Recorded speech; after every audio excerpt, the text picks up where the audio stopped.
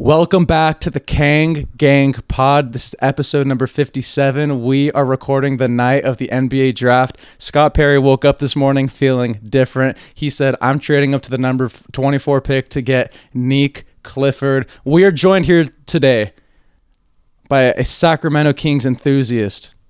You may have seen him on TikTok, you may have seen him on Twitter. He's known as the one, the only, Mr. JackTheKingsFan. Thank you so much for being here tonight.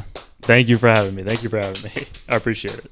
We're recording this after our Sacramento Kings trivia night just finished up, so we're recording late. It's probably past 11 right now, so we can't thank you enough for coming all the way over here to record with us because we have a lot to break down because we had to call in the big dogs, which is you, when it comes to the draft. So can you just walk us through this whole draft process of, having no pick, we're just at a loss as a fan base, and then the decision to go to the number 24, a deal with the Thunder. Just take it from there. I mean, yeah, it was the Kings talking about having a first round pick forever. It feels like for the last, at least since even Perry was in office, ever since Perry was around, it was like, hey, we're gonna trade for a first round pick. We want to be in there. We want to see if we can find a point guard like that. And a lot of people got worried that all of that telegraphing was going to make it tough for the Kings to actually do it. But they managed to do it. They managed to call in a deal with Oklahoma City, trading away a future first-round pick. Oh, my goodness. Trading Oklahoma City a future first-round pick, which a lot of people are scared by. I'll go over why it's not when we talk about Nique himself. But they're giving up a 2027 pick that's lottery protected to San Antonio for the 24th pick, which they used to select Nick Clifford from Colorado State, which is a home run, in my opinion. I think that's a fantastic draft pick. You hear that, Kings fans? We've been waiting for this. We've been waiting to be excited about something. And I think this is the guy that we could get behind. I mean, he was wearing the purple blazer, dude. It was meant to be. And you even heard him say it in after getting drafted. He's like, the fact that they traded up to get me, like, that just shows a lot. So I want to be there for the fan base and for the team. So that as a fan, I'm excited. I'm very, very, very excited. I mean, as you should be. This is the kind of guy that Kings fans have been dying for them to take forever. It's been so many guards. And he is an older player. Like, that's the other rub. It's like older guard. He is older, but he's a wing. And he's like this high motor guy that's going to be able to do a ton of different things for the Kings. Fans should be so excited to get him. We've been saying this for a long time. We've been waiting to go to Buffalo Wild Wings. We've been needing that wing. Yes. We've been needing that wing for a long time. That's been, like, I'm not going to call it a missing piece because let's be honest, we're nowhere near that. But, like, that's the missing position outside of point guard. But we've been needing a wing for a very, very, very long time. And I think on his profile, did he play point guard over there or just a guard for Colorado? I mean, guard, forward. He's a 6'5", 6'6" guy. He can scale like 2 to 4, I think. But he's probably. Yeah, he's not. Wow. He can guard 2 to 4. I think he can play 2 and 3. But he's got the motor and he's got the physicality that he can hang with a bigger player at a 3 or a 4. Yeah, I mean, when you look at his stature, he already looks like he's already put on a lot of muscle that most players don't really get until their 3rd and 4th year being in the league. Very true. So the fact that he's already coming in as being this physical guy, just really, really is an outstanding pick for Sacramento. And you're just seeing it a lot. He's a guy that averaged 18.9 points per game, 9.9 rebounds, 4 assists. Like, he's a guy that can really, really do it all. I actually found this crazy stat that I do want to pull up because he and this other player by the name of Larry Bird. Wait, who? Larry Bird. Yeah, Larry Bird. I'm listening to that. That's some elite company. This is pretty elite company. So in the full season, both him and Larry Bird were the only 2 players in NCAA history to score over 680 points, 300 rebounds, and 150 assists in a single season. So that's pretty solid company. That's pretty good company. That is pretty good company. And I think that just shows that he is a very versatile player on both sides of the floor. That's what we kind of look for, is a two-way guy that can really do it both ways. And I feel like Clifford's going to have a really good chance of being an impact player right away and being a rotational guy. And we've seen it with Keegan Murray too, where he was the same guy, again, 22 years old coming out of the draft. Clifford's 23. But over time, they became very solid pieces. And this could be a very good, fun defensive wing player with Keegan Murray and Nick Clifford. I think this would be a really fun thing to do.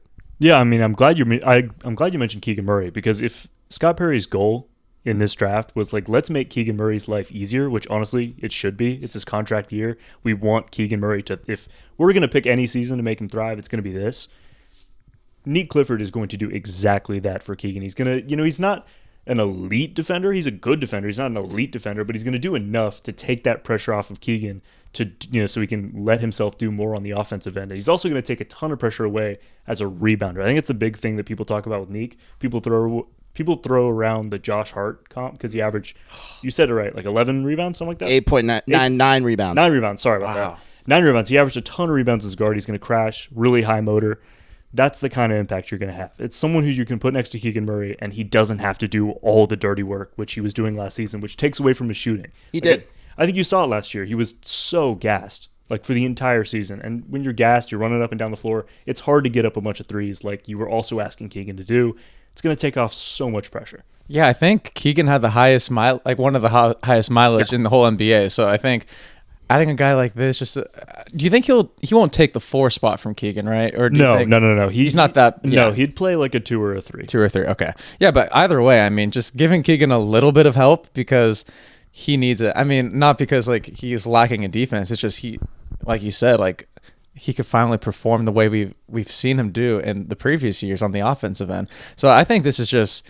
I think we gotta just give a hand for Scott Perry for making this happen, because this is a great signing. If we had no pick in the first draft, I mean, we would still be in this abyss of just not knowing what are we going to do. So with this 24 pick, with making the move to trade up, like what do you think, like those conversations with how we said that, we're waiting for a Sabonis conversation to show like what's the future going to look like with this team, like what do you think it shows to them that we're maybe going in a potentially younger direction? I mean, I think one thing that Scott made really clear in the interviews that he's given and, his previous history as well as his podcast, I mean, it's great to listen to that because, I mean, it's just constant ideas of how he thinks basketball teams should be ran.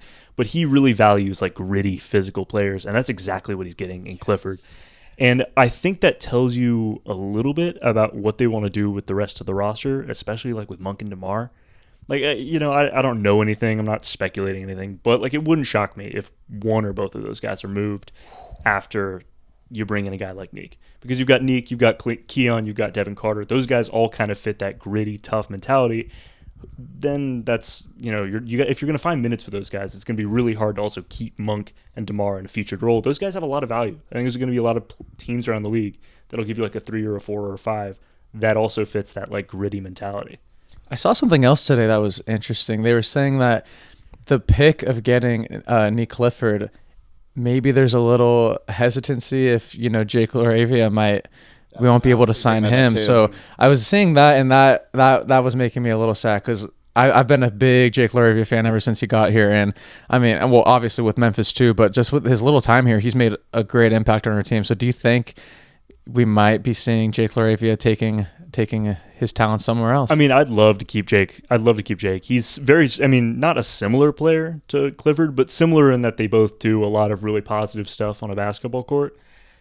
I do think that they kind of keep a similar role, and it is going to be tough to re-sign Jake. There's a lot of like salary machinations that I don't really understand, but I think it might be tough to retain him. Obviously, it'd be great. He said he loves Sac, but you can never. But also, having Nique shouldn't be a reason not to bring back Jake, because you can never have too many of those guys on a basketball court. I think that's important too, because you can just have such a replenishing thing of Keegan, Clifford, and LaRavia as like your wing depth in terms of physical guys that can really do a lot of the things that they can do, can really help out your team. And that's just building your roster, because say one of those 3 guys goes down with an injury, you have another guy that just immediately steps up, right? So just coming from that side, I think just depth really does matter for this team. And a young depth team with younger pieces can really help push this team, especially when they get to their primes, really developing those type of roles too.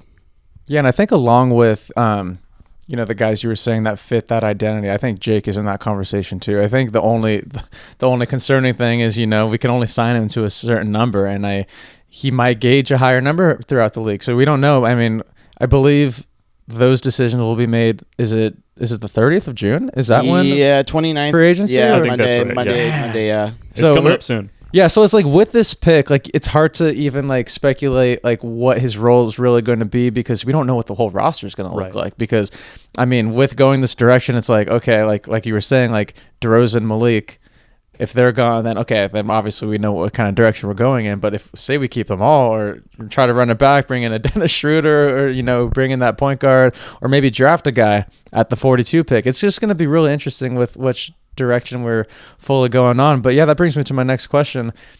At the time this podcast will be released, we won't know who the 42nd pick is, but who do you think the Kings should be landing at 42?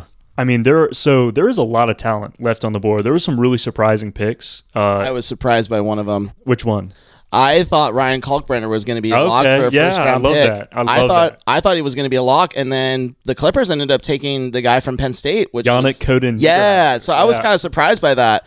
Some of the centers that I thought were going to be first round, Portland took one of their centers that was kind of the biggest surprise of the draft, and we were tied to him for quite a while. Yeah, that's Yang. Yeah. Anson Yang. Yeah. Yang Gang. You got to get him on the podcast. Yeah, Yang Gang. Come on. Dude, we got room for you right here, buddy. Yes. You're gonna need a bigger couch though. He's like 7'2". Yeah. I don't know if you've seen some highlights of Hanson Yang. It's crazy. People are gonna pan him because it's like, see, is it a real player coming from the Chinese Basketball Association? But like, you watch those highlights, I understand why they're taking him that high. He's really fun. Yeah, I was very impressed when I watched the combine going into it. I thought there were some impressive plays that Yang was doing. So I mean, Portland definitely got like a really, really good player. Yeah, I mean, it's important to remember what the competition is, but skills are skills. And at 7'2", he can really move, he can really pass. I think it'll be a lot of fun.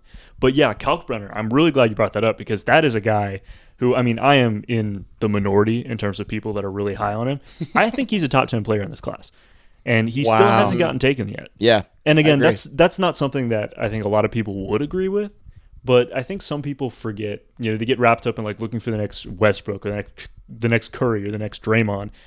I'm just looking for the next Brook Lopez. And that see? And that's like a Kalkbrenner kind of a guy. He's huge. He's 7'2". He's great at defending the rim. He can shoot the ball a little bit. He's not the greatest rebounder, and he is older. But again, like, can we complain about older players? We took Nick Clifford. Dude, not at all. Nick Clifford's going to be 24 in his rookie season. I mean, he played really well with Baylor Shireman when he was still there too. So like he fits really well with guys that can really demand the ball, and he knows his role exactly. And when he was the main guy that was with Creighton last year, he looked very dominant in games in the Big East. So just that size and that skill set alone, like you said, Jack, is like really, really important. I think this could be a really good pick. So it wouldn't be surprising to see us move up and potentially trade up to see if we can get Kalkbrenner if he's even there. The trouble with him is like you do have to like move someone on the roster. Yeah. Because you've got Jonas, you've got DeMontis, and you've got Kalk. That's a lot of big dudes who, I mean, actually Sabonis, to his credit, can move quite well, but Jonas can't. Mm-hmm. So yeah, you'd probably want to move on from Jonas at that point. But could Kalkbrenner and Sabonis play together? That would be interesting. I don't know if I'd love to see that. That's too. I think that would be kind of too much. It'd be a little too much, I think. You'd have to move on from some other guys on the roster. But honestly, I would just keep doing what Scott Perry just did with Nique and get a perimeter player, get a wing. I think Adu Thiero from Arkansas would be a fantastic choice at 40. I mean, that is by far the number one guy I want them to get. If they can get Thiero at 42, I mean, where's he projected right now? I mean, he was projected to be like late end of the first round. I had him at like 13 on my board. Maybe that's a little high. When you look at your board that you created compared to the actual 30 picks that were drafted today, what were the biggest surprises for you? Even going to like the top 10. I mean, Common Malawach, the big center out of Duke, I had him at 3. Oh, really? Yeah. I think he's fantastic. I mean, so this guy has a longer standing reach than Victor Wembanyama. I did not know that. And, I did not know that. And can really move. And he's been playing NBA talent since he was 16 years old, and he only started playing basketball when he was 14. No way. I got introduced to him in the FIBA World Cup when he was playing for South Sudan at age 16 years old, playing Team USA and putting up numbies. Like, he was good. So wait, was that the year when they almost beat? No. Okay. It was the World Cup, not the Olympics. Oh, got it. But he played in the Olympics too. Like he was also on the team. Wow, dude, that's crazy. I didn't know that. And so the Suns like having him fall into their lap at pick number 10 is ridiculous. And honestly, like this kind of sounds like a crazy bold take, but that Kevin Durant trade, now that you consider that Malawach is part of that, 2 years, 3 years from now, we might be saying like, hey, I think the Suns won that. They might have won that. Wow. Yeah. Dude, the Suns are on a Malawach is really that good. And they just traded for Mark Williams too. So that's even more like center depth for them too. So yeah, there was a lot of teams that made some pretty bold moves, like moving around in the draft this year. It was fun to watch. What other picks were? I really liked what Charlotte did with Con Knipple. I think he's a fantastic player. You know, Charlotte has had a reputation of kind of ruining guys. Yeah. And I think if there's like anyone that they can't possibly screw up, it's Con Knipple. Like, he is as safe as it comes. He can score anywhere. He's kind of like a Desmond Bain kind of a guy. Oh, that's a good comparison. We were talking about him. I was joking. I was like, he would, like, that's just a typical Hornets pick right there. Yeah. Just to kind of balance out the roster. And then lo and behold, they did it. I'm really curious to see, like, the long-term effects of him playing in Charlotte, because a lot of those guys that were drafted in the lottery just have not, obviously besides a few, but have just not been panning out over there. Right. The other two that are interesting, Jeremiah Fears and Derek Queen going to the Pelicans. Yeah, that was so interesting because that point guard position is so log jammed. Yeah, that's a weird team that they've got going on there. And it's weird. Joe Dumars, the new GM who came from the Pistons, I forgot he's over there, and not like the good Pistons teams, like the bad. Like you can. I don't know. Hell, I'm not going to speak on why a guy has a job or not, but like the move he made tonight was really brutal. He gave up what is probably going to be a lottery pick for the opportunity to move up and get Derek Queen, who I think is a good player. But Queen, and if you're buying in and you're betting on yourself, because that's what they're doing, they're giving away their pick. If you're betting on yourself to not be a lottery pick or a lottery team, you're taking a bunch of players that are huge risks all at the same time. Like, it's kind of dicey. You already have Zion, who knows if he's going to play. Yeah. And who knows if he's going to be out of jail. Like, we don't know what's going on. There's a lot going on with that team. Yeah. And obviously they just traded for Jordan Poole. There's a lot of question marks. DeJounte Murray is coming off a torn Achilles. That team is just, it's like aura and hype moments. Yeah, that's a great way to put it. It's weird. It's a really weird group of guys. Carter Bryant, Spurs, fantastic pick. Yeah, we were talking about that earlier. We're like, dude, San Antonio just nails their drafts. I loved Colin Murray Boyles in Toronto. I really like that guy. That's a good pick too. Is there a pick that you guys really liked? I'll let you answer this. Oh, so I did like the fact that Memphis did trade up for Coward. For Coward. Okay. I think Coward can really fit that mold of a 3-and-D guy. And that kind of fits a lot of what they had in Jake LaRavia when he was on the Grizzlies. And now that you can get him at 11, Coward does a lot of really good things. I really was a big Cedric Coward guy. So coming into this draft, I thought Cedric Coward, if he was available, I wouldn't mind the Kings grabbing him. But hey, we got Clifford. So yeah, I think a pretty general, like a good general rule of thumb when it comes to like draft picks and trying to figure out who's good and who's not. If the Grizzlies take a guy, he's probably pretty good because they draft really well. And if they and even more than that, they traded up to get him. Which is big. They wanted to draft him, and B, they really wanted to draft him. I think he's probably going to be pretty good. I think so too. Hey, well, the Kings followed that theme, trading up. So hopefully our guy pans out. Perry. Dude, I'm excited. We haven't had much to be excited about with this team, and I feel like Nique could be that. I'm excited for him to land in Sacktown. I'm also was very surprised to see the Utah go for Walter Clayton there. I'm definitely a big Walter Clayton fan, but that backcourt between Colin Sexton, Isaiah Collier, they got Trey Johnson too, right? Or no, they got Ace Bailey. Ace Bailey. Trey Johnson went to Washington, but right. But yeah, that's just a very interesting backcourt. So I'm very curious to see what Utah's going to do moving on from Colin Sexton. I think that's going to be something that's going to be a big trade that could probably happen during free agency, maybe. So we'll see. Yeah, I think you nailed it there. I think moving on from Colin Sexton is the play there because I think Collier, you put Collier and you put Walter Clayton together. I think the two of them really work. They both kind of cover up for each other's insecurities. Collier's a great defender and an elite passer, and Clayton is just a knockdown shooter. I think those two. Ace Bailey, I'm not super huge on him. I think as far as shot making goes, you're not going to do better than Ace Bailey. But the question is, is that shot making actually valuable to winning basketball? And we're very familiar with the kind of player who is great at making shots, but it isn't really conducive to winning basketball. Zach Levine.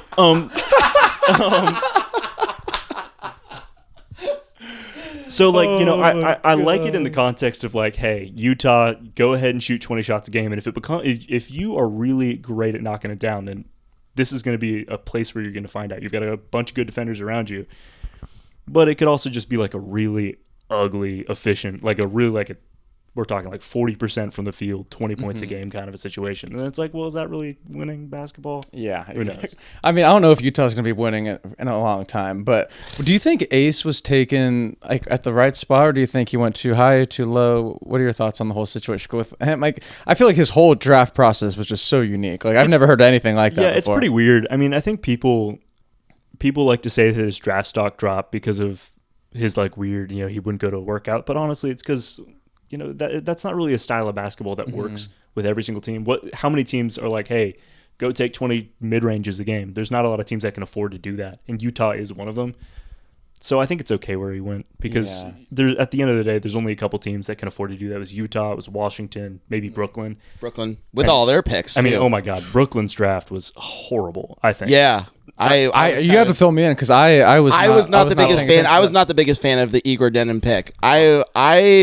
I was kind of surprised that he was taken that early. They seemed so happy in the draft room. That was one of them. Coach Jordy was on his feet clapping for him. So I mean, I don't know if you listened to the space that me and Drew and Pernille did, but like we probably spent 30 minutes just like talking about how much we didn't like Igor Denon because we thought there was a chance that Scott might take him.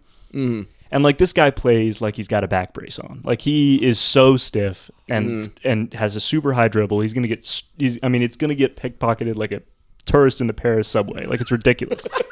And he can't shoot. Hey, Mark Jones might need to take a hand out of that. It took me a second. That was a good one. It took me a second. Mark, you better be listening. I'm just looking. I need to look at all their picks real quick because I think I get all of them. It was Igor Denon, and then it was Nolan Traore. It was a kid from France. Okay, yeah. And then it was Drake Powell from UNC, who I actually like. I think that's a good pick. I think that's their best pick. 3-and-D, low usage kind of a guy.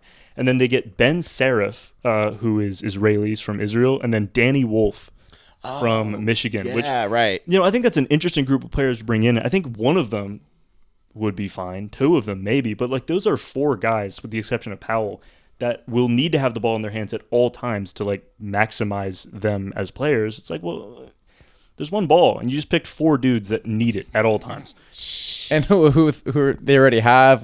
Cam Thomas is Cam already Thomas. there. And they already have Cam Johnson. Exactly. And I feel like there's going to be some conflict over there. I mean, like the thing that is interesting about Traore and the things that are interesting about Demon are identical, and the things that are risky about both of those guys are exactly the same. They're both great positional size guys. I think Traore is a much better defender than Demon, and probably a better passer too. But either way, they're both bigger point guards, not great outside shooters. Like they're similar guys. I just don't really understand what the vision is over there. I'm just shocked they didn't trade at least one of their first round picks. I am too. I was talking to Coach Jay Triano. Shouts out Jay. He was at Mojo's today, and he was saying, he was like, I mean, with 5 first round picks, like they're not gonna use all 5, and then. So even from an NBA guy, like it was just so interesting to see that they actually drafted all 5 guys. I mean, obviously they're in full rebuild, so they don't plan on being good. Yeah, I don't think they mind. Yeah, mm-hmm. There's some bigger fish that are out there that I think a lot of teams are looking for especially going into next year's class. Mm-hmm. So. My question for you is, who are the biggest winners of the first round tonight and biggest losers, and then where do the Kings fall in the mix? I mean, so the Spurs, I think, are a huge one. Sorry. Yeah. Tough to talk about. One of those picks should be ours. You'll see De'Aaron somewhere in here. Yeah, he's somewhere. Dylan Harper is an absolute hooper. The question is, like, is that going to be someone who can fit next to Fox long term? And, like, would that stop them from taking that guy because they have Fox? And honestly, you can't say no to that kind of a talent. He's like a Cade Cunningham, James Harden kind of a guy. That's crazy. Dude, those are some crazy left. Those are some crazy comps. He is flawless at getting to the rim. Like he's got unbelievable footwork. He's a really big dude. The question is, like, is he ever going to be a shooter long term? Who knows? But even if he isn't, he's such an incredible force within the arc. Dang. It's fine. And then, of course, the second guy they got was Carter Bryant from Arizona. And the question with him is, like, is his offense good enough to, like, hold water in the NBA? And now that he's in San Antonio, it doesn't really matter. And he can just focus on what he's good at, which is defense. He's great at defense. So he can sit in the corner in San Antonio and hit threes and play elite defense. And that's all San Antonio needs out of him. That's a great draft for them. Is that A fly, A plus? I mean, that's probably an A plus. Yeah, Wow. I agree. And then the Suns, who I mentioned earlier, just getting Malawach is an A plus. Not like they really, I'm sure they were going to draft like Danny Wolf or some ridiculous stuff, but talent like that falls in your lap and you need a center. I mean, that's pretty good. The other guys that I really liked, I like Jace Richardson going to Orlando. I think that's a really fun pick. I think he fits in well to what they need to do. He can spread the floor a little bit. He can play, he can defend, he can play make, he can do a lot of the little things that they need. Another really big winner, though, is kind of like, I don't know, I'm not super sold on Casp. Yaka Oh, yeah. Lithuanian guy, who I thought for a second, like, maybe that's who the Kings are trading up for, because there's like the Lithuanian connection with Sabonis.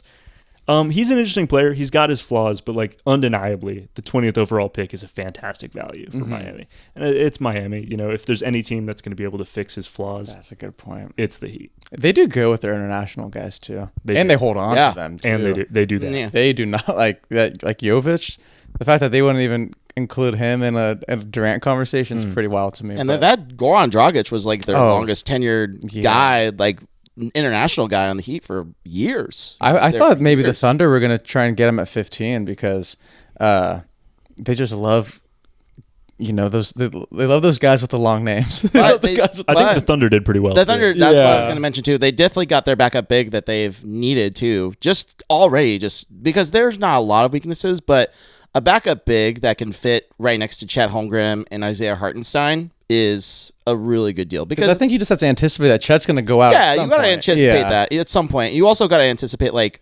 Hartenstein missing time at least as well. So getting insurance at a value at 15 for a backup big is like really good. Yeah, I mean, and the big problem with Sorber is he had that foot surgery, so it's like, is he really hurt? Is he really that healthy? And with OKC, they can afford to spend some time and figure out if he's hurt and if he's good, because like realistically, is he the 14th best guy on the roster? Like that team is loaded. That team is I don't loaded. care. So if he's hurt for some reason, or if he's not ready initially, then they've got Jalen Williams. But once he's healthy, he'll just slot right in for that. He'll be like the 10th guy and play some sporadic minutes, defend the rim. They're going to be so good for so long. They're going to be very good. So when you look at just like the Sacramento Kings landscape, now that we've added, Mr. Clifford, the purple dog, what do you envision the next big move? Like what do you think is next? Like, do you think Scott's going to like ship? I mean, you're seeing all these rumors. I mean, everyone's seen them. Like Toronto really wants Malik. DeRozan, obviously, he could go anywhere. They're even listening to Sabonis now. I mean, it sounds like Levine is staying here. It looks like we can't get rid of him. So I'm just curious, like, Not what with that contract. it's like what do you think his next move to like turn this team around? It's probably Monk and DeMar. It's probably one or both of those guys. I'd imagine both, especially with the Clifford pick. You can only have a certain amount of off-ball guards on the roster. And Clifford can play wing, but he's 6'5". He's not the biggest dude. Monk is going to have like a solid market. I think that Toronto giving us, Toronto has been mentioned a lot, and I'm not crazy about RJ Barrett or Emmanuel Quickly. I'm curious what you guys think about those guys, but like Quickly and Monk, it's like the Spider-Man pointing at Spider-Man meme. It's like what That's do we? what I'm saying. Like, who else would we like go for? It's just the whole thing is interesting. I think it's going to be one or both of those two guys, and they're going to try and get someone who's like a defensive-minded kind of a 3 or a 4. Andrew Wiggins makes a lot of sense in Miami. Not a lot too. Obviously, the 20th overall pick is now completely off the table. They took Kasparis, but I wouldn't be surprised if like that's someone that they look for. That contract makes a lot of sense for DeMar and Wiggins, and that's just kind of a guy you can bring in. And then, with Wiggins on the roster, you could probably hold on to Monk and put him back as like the 6th-man point guard, and you've got maybe it's Schroeder, God forbid, but like Schroeder and then Monk as your ones, and you've got Keon and Clifford, and then you go down like that, and the team starts to look pretty solid. So you're more like, I mean, I've accepted that they're not going to blow it up. because it doesn't seem like Because I'd like them to. Yeah, I think everyone, Yeah. even me, who I was like, we got to keep seeing it through. I'm just trying to accept that they're not going to do it. I'm like, you know what? Maybe if they do this and this and this, they'll be solid, and I'll live with that. But like, they need to try some different pieces here. So it's basically what it sounds like. It's just the Kings are just going to do a little bit of a retooling situation, and then just pray for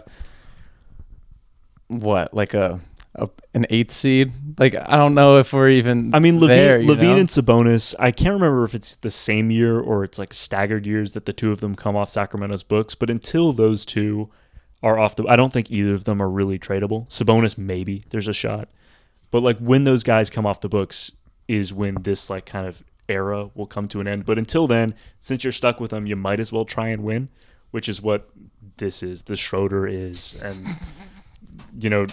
I don't know if like the Wiggins and the Schroeder thing. It's in a competitive West where teams are already making moves to push for play-in. Portland made a move. Portland got way better. Yeah, and Portland did. Yeah, Portland is even Utah. I think Utah got better. I mean, who knows what Ace is going to be? But if Ace is like fine, Utah might be solid. They might be plucky.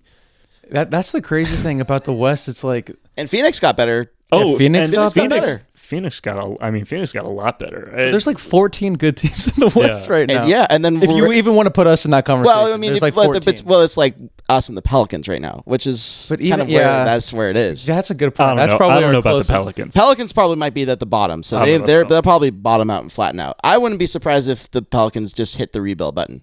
Yeah, I mean, I think they're probably sort of there already. The only guys that they'd have to move at this point is like DeJounte. Yeah, I'm hoping we could maybe. I've been saying this for a long time. Herb Jones. I mean, I'd love that. Dude, that just fits exactly what we're building right now. I mean, they do have Joe Dumars running the ship, so you could just jingle some keys and maybe you'll give up Herb Jones. Hopefully Scott could do some key work, because dude, Herb Jones would just fit.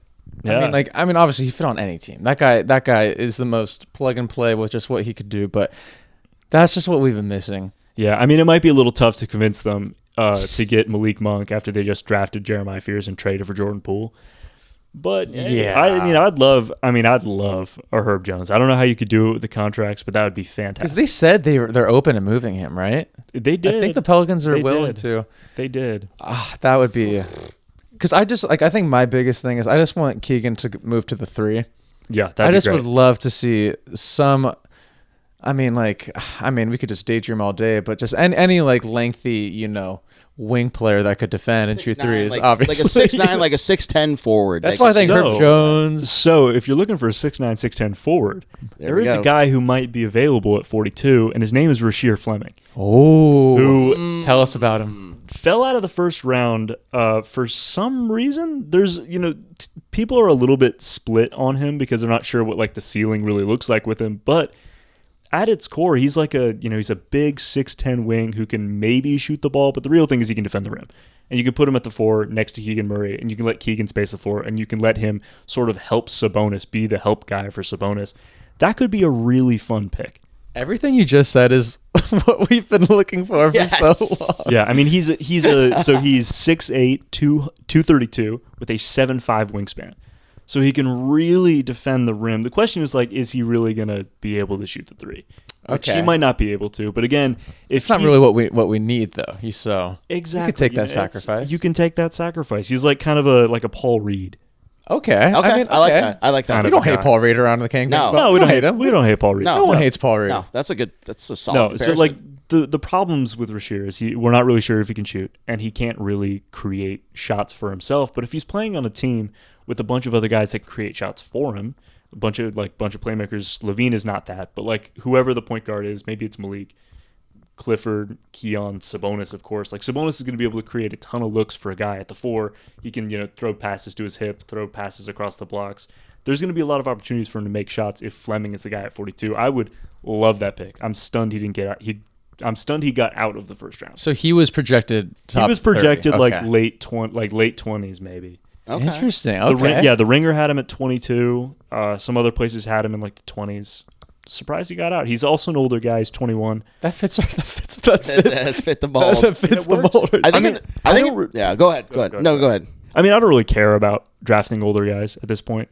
I Because one way to think about it is like, okay, maybe they're not going to have the same ceiling as an 18-year-old. But the other way to think about it is you have these guys on 4-year rookie contracts, which in the CBA, like the new CBA landscape, that's a very big deal. Having a cost-controlled guy from age 24 to 28 is a really big deal, especially if it's a Clifford guy who is like a fairly projectable rotation player.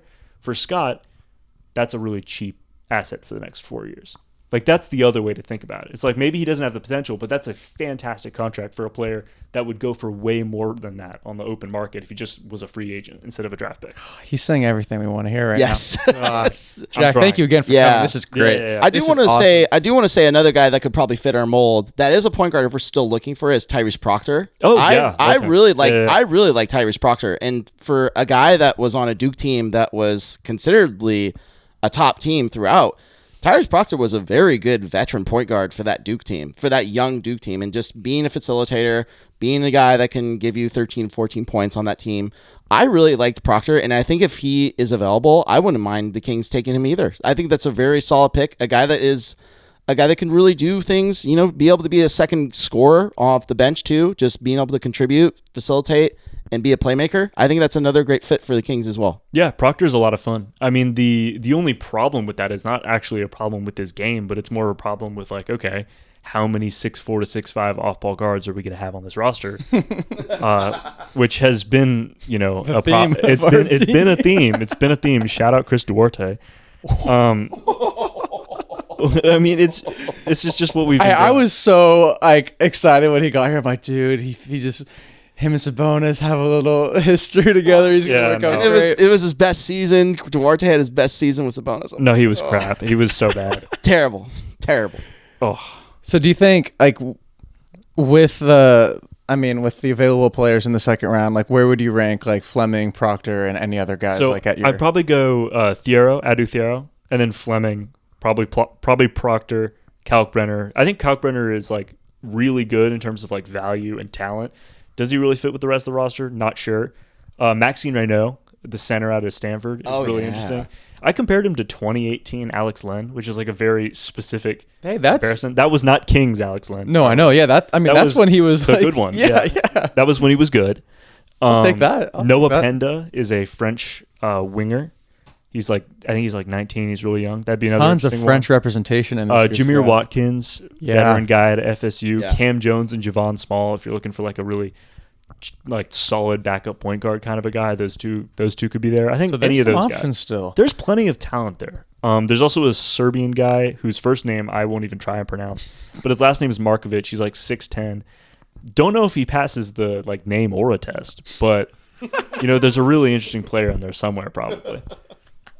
That's hilarious. So, what would you say to the people that thinking of the second round pick that doesn't matter because it's the number 42 pick, but with the current Kings build, do you think a guy who's drafted at that number 42 pick tomorrow or today when this is out, do you think that he can make an impact or at least get some playing time on our current roster? I mean, there's no such thing as a worthless draft pick. You might as well take it. I love it. That's a great take. That's one thing that just utterly infuriated me about Monte McNair. He'd be like, yeah, we can have a couple second-round picks. We'll burn a second-round pick here or there. It's you got to – it's free money. If you miss on these guys, you miss on these guys, and it's a one-year deal. It's pretty easy to get out of. If you hit, it's an incredibly young, cost-controlled asset that can help you out. That's when I think drafting older guys in the second round is really smart for the same reason I said – earlier with the CBA thing. It's just you've got this cheap dude who, if you made him a free agent right now, he'd go for $6-7 million, and now you're getting him for $2 million.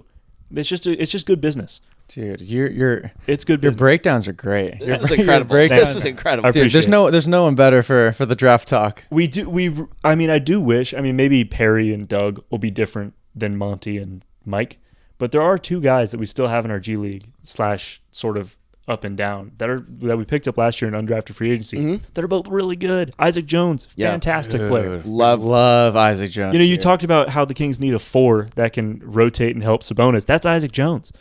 I don't know why. he just did not play enough minutes with Sabonis last year. We really need to see that guy out on the floor more. And the other one is Isaiah Crawford, the block lobster. Dude, the block lobster. I think I started that one. We'll always call him that. I'm telling you, that guy is so damn special. Like I cannot wait for for when he gets an opportunity with this team. He is so good. You've made some crazy points because like we're juiced up for summer league now. I wanted him to play rotational minutes when we picked. I would have picked him like 20th overall last year. Like he's really good. It's so, dude.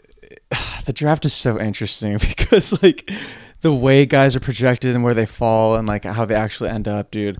Like you just said, like Isaac Jones, for example. Like whenever that guy got like scrap minutes, he always had at least like one highlight play, a lot of hustle. He's a good player. He just had really like good. A lot of like great things to show, and it's like he got like little to nothing throughout the season, and like that's a guy that athletic wing that like actually could make an impact. That's the mold. He's probably not quick enough on his feet to be like a wing, but he's good enough. He's fast enough to play the 4. Yeah, like he's a big body at least, you know. I think that's what we need too. Yeah. Like exactly that. And he's only going to put on more muscle too. He is. He's only going to get more stronger. He's only going to get more physical. So I wouldn't be surprised to see Isaac Jones get minutes, especially if Jake LaRavia is going to be gone too. Yeah. That is going to fill up a spot where if Isaac Jones really shows out in the summer league and really shows out during this first couple of games, that's a rotational piece you can put in 100%. And plug and play right away. 100%. At a very cheap price point as well. Exactly. Man,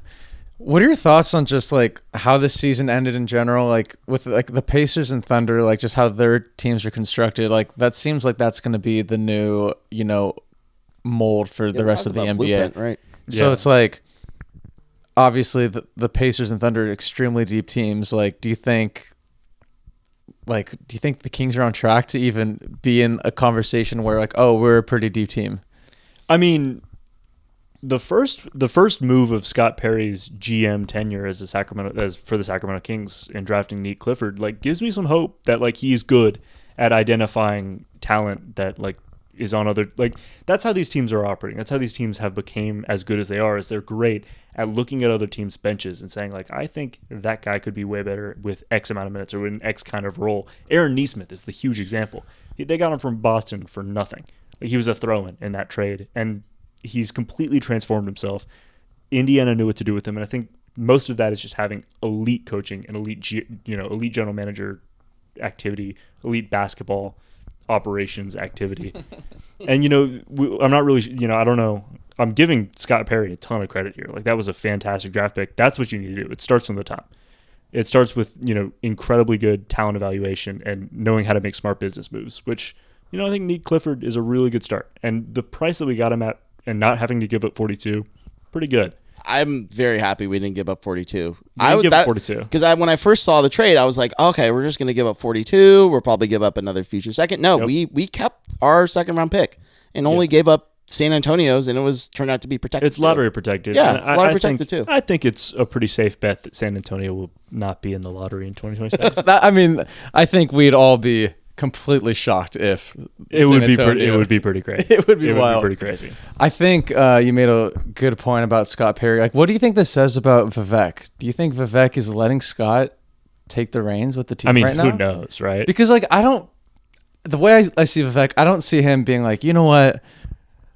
You're right. Let's go into the first round. Like he doesn't seem like a guy that cares about the draft. Like I feel like he is more of a guy like, the big name guys, let's move, to bring in like, because we've been hearing like these crazy rumors. I don't think any of them will happen about Ja, Trey, the list goes on. But like, do you think this was like a Vivek decision or a Scott decision? Because that is what I think obviously dictates our future as well. If we could let Scott make these decisions, actually have a GM that we could trust that he's making the moves, because we all saw what happened with Monte McNair. He wasn't making those moves. He didn't want to make those moves. So it's like, we just don't, as Kings fans, we just don't want to see the same thing repeat itself. So what do you think? I mean, I would imagine that this is, I mean, again, this is all speculation. I'm not there, but as a new general manager, the first draft pick you make tells you a lot. Like, tells the fan base, tells the owner a lot about what kind of player they value. It's their first opportunity to really like put their mark on a roster. I'd like to think that was a Perry decision, and I'd like to think that Vivek lets him do that in the future.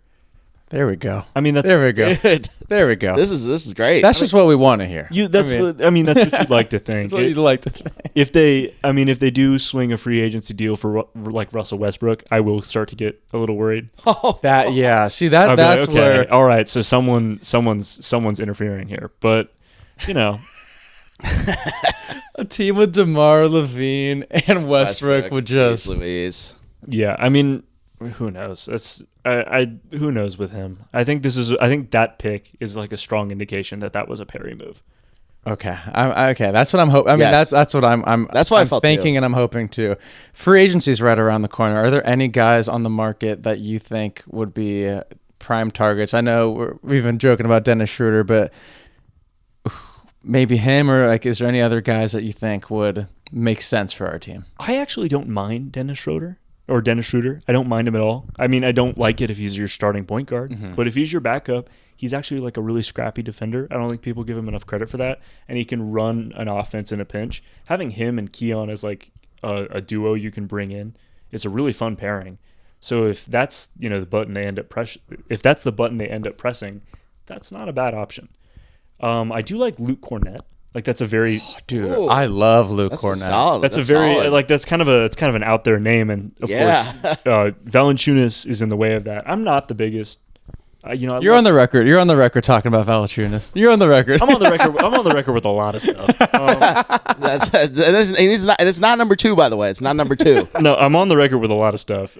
I love Jonas. I think he, like, as a locker room guy, is probably awesome. Like, I'm sure the young guys love him. I'm sure he's great. I mean, his personality's sick. I'm sure he's a great guy to go to the bar with. But, like, man, like, it's just not. He just doesn't. Sabonis' biggest flaw as a center is that he doesn't defend the rim, and Jonas is just about the worst defender of the rim in the league.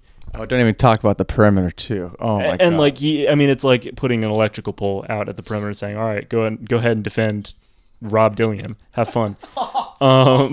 So, having a slightly more mobile guy as your backup 5 would be a really interesting move. I think Cornette is interesting. I'd have to relook at the free agency list. Free agency is not usually like very robust anymore, especially with the CBA. You're right. Yeah, it's been looking pretty dry. Mm-hmm. I mean, there hasn't been any names that are like gauging much interest around the league.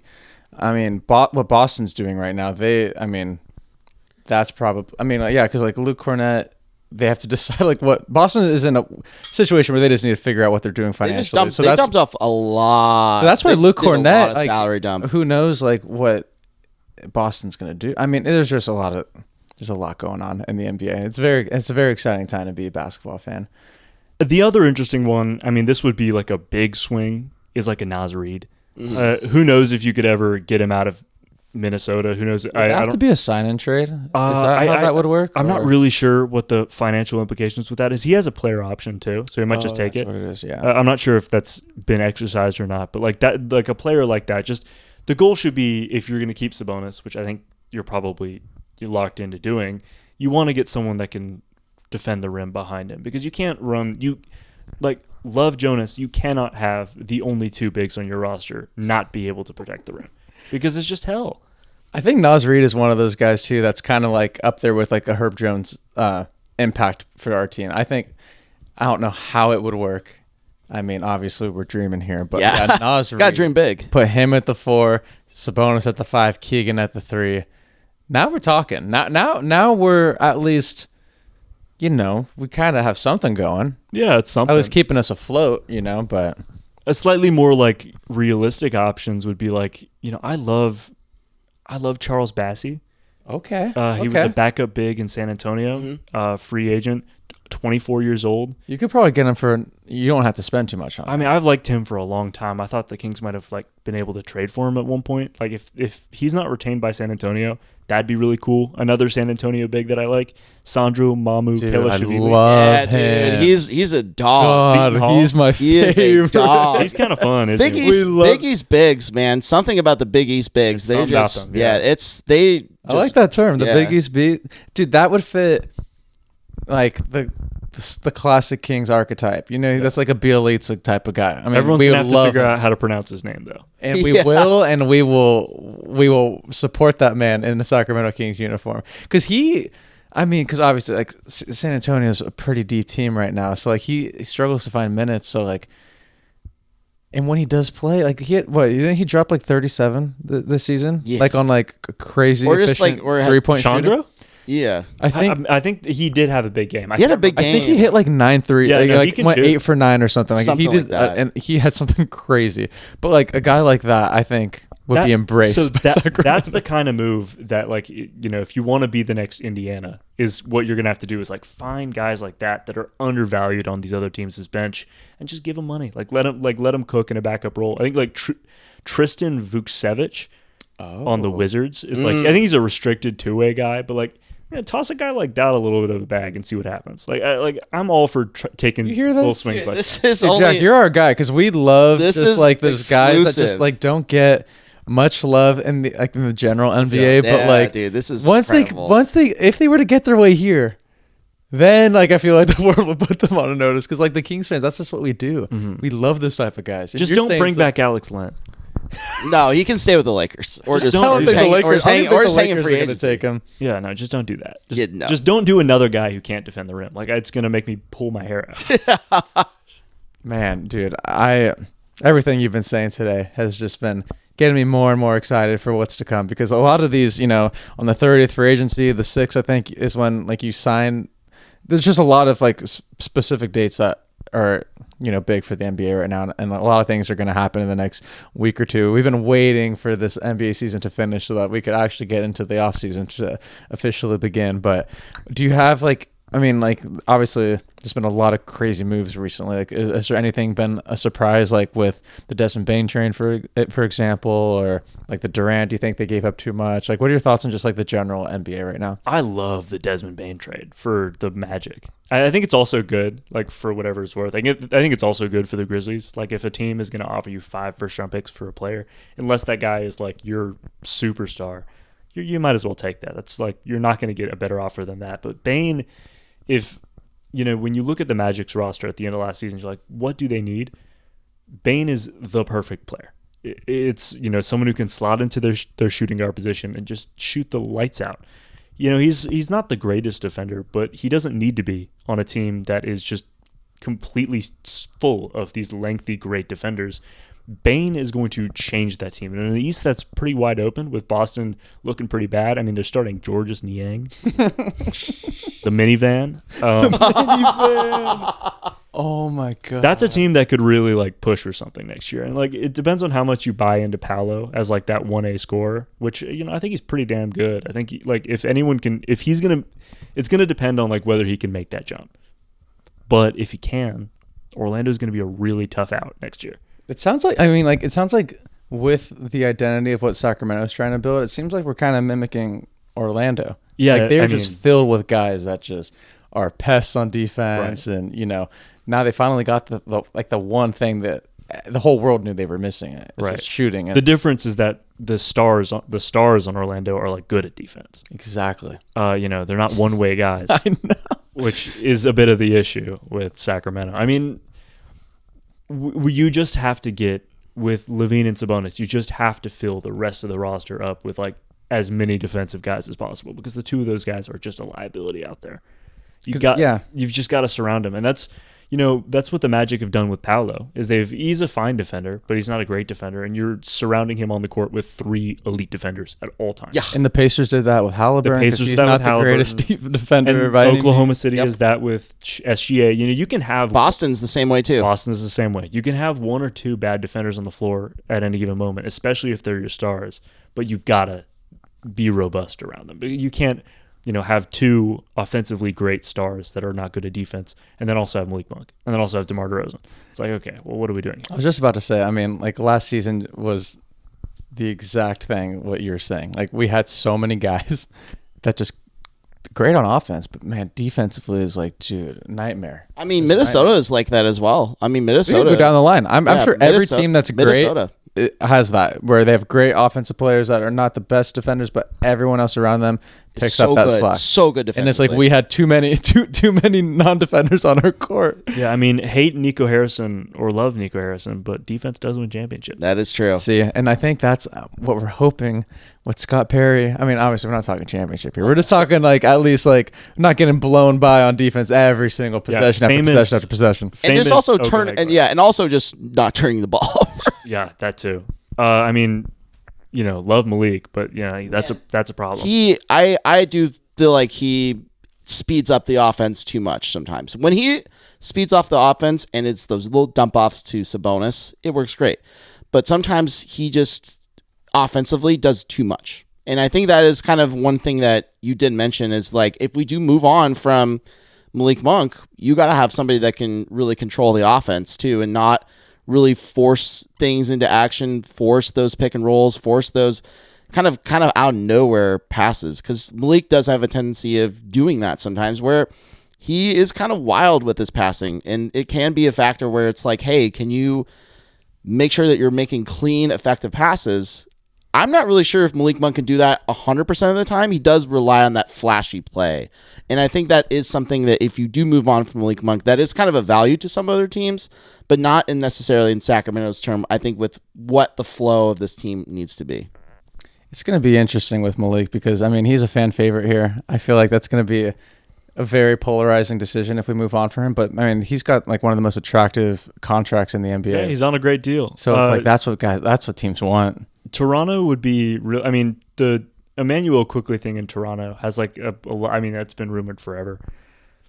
Quickly is pretty similar to Monk, but like he's more controlled. He's like a slightly more controlled version of Monk. He's I think a little bit more of a consistent 3-point shooter. Mm-hmm. That was a big problem with Monk last year. Is the Beam team year and the year after that, like was a lot of Malik's impact was driven by how great his 3-point shot became out of nowhere. Like he was never really a great 3-point shooter in Charlotte or not LA. At all.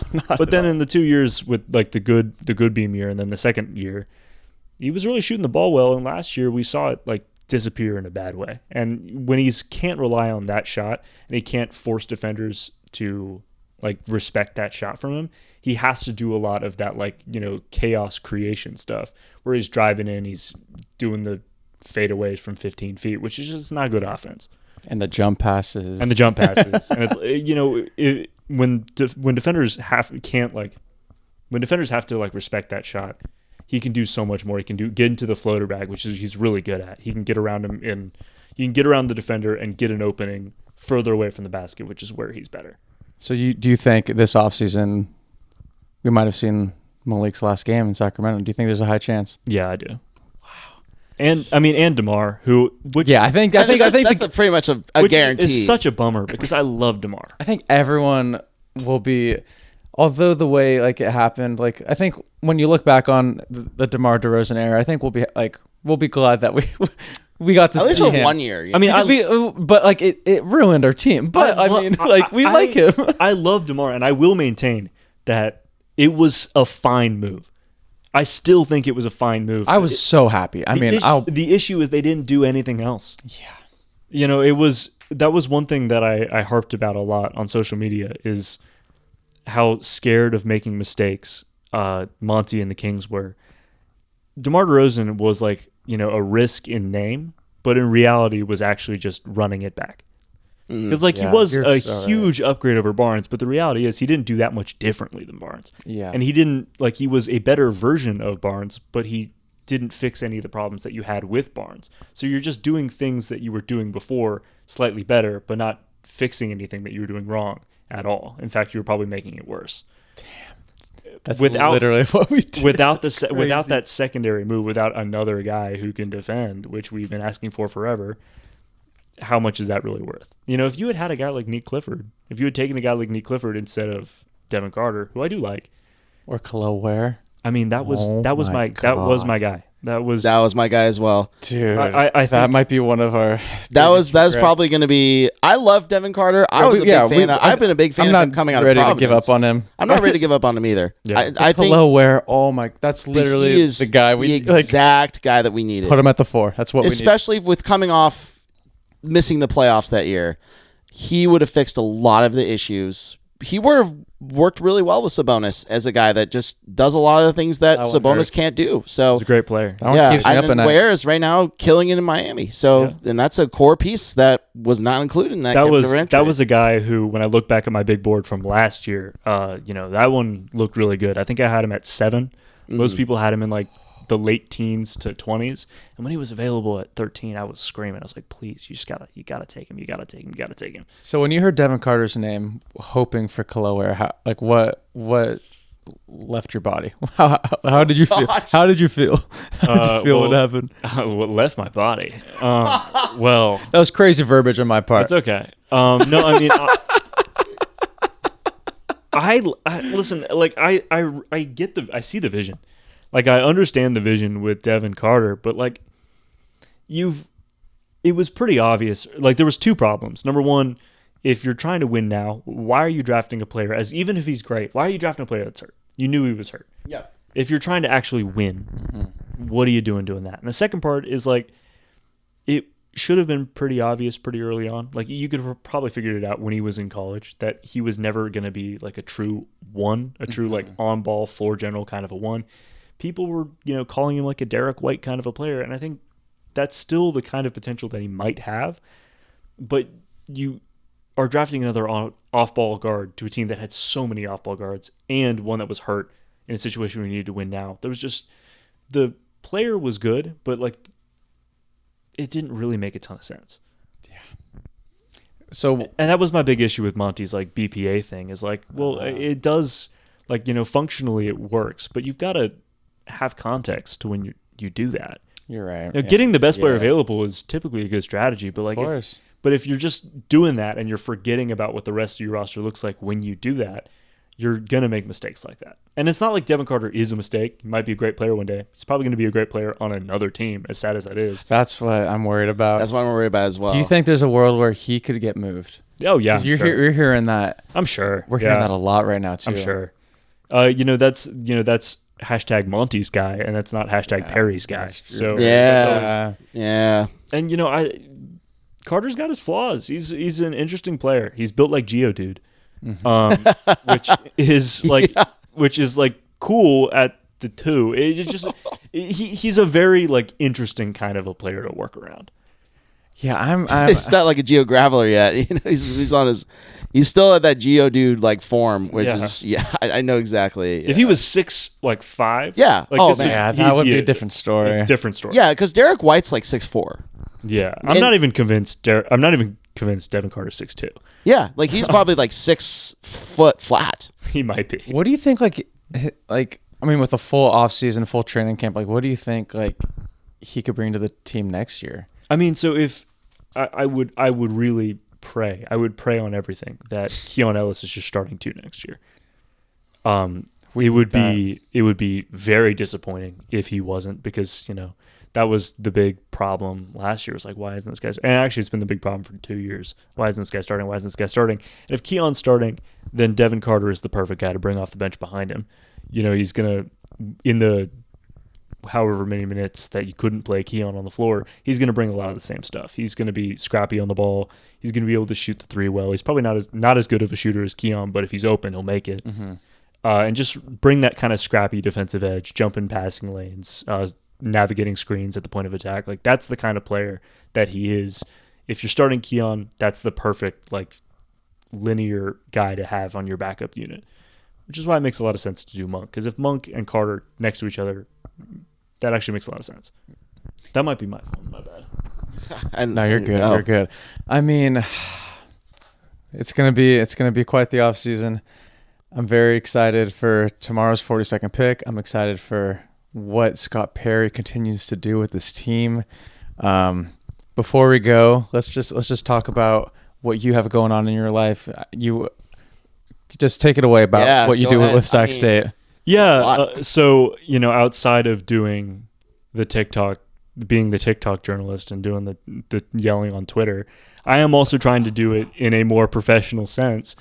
I write for the State Hornet, which is Sacramento State's newspaper. Stingers up. Always. Are we all Sac State grads here? I got my master's at Sac State, Oh, yeah. and I got my teaching credential. Okay. at Sac I State. did not go to Sac State, but I've been repping Sac State okay. hard forever. Like we were seniors in high school, and I got almost everyone to just throw up the stinger. Do this, and we then- would just. I mean, we just do the handshake and we just do this. We go twos, stinger, up and down. always. Okay. Stingers have been a part of my life forever, and I never went there, but I was just supporting the school.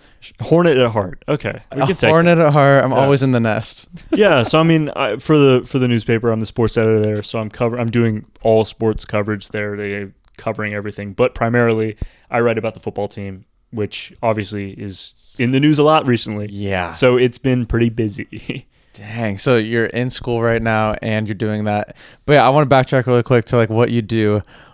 You call it. What did you? Oh my! So yeah, you said so like the TikTok social media journalism. stuff. I love Sure, that. I whatever. love that. I mean, if you can call it that, what it really is me yelling into a camera, and people find it entertaining. Dude, we've taken a lot of inspiration from your green screen videos. We Good. Just my we- floating head. Yeah, dude, we like doing the. Dude, they're so fun to make. They're fun. It's like when It's something fun. happens, You just put it in the back, and you're just They're there. fun. I don't know how They're I fun, like, dude. I like doing that too. I don't know why I started doing that. You know, I have the capacity to like edit videos well.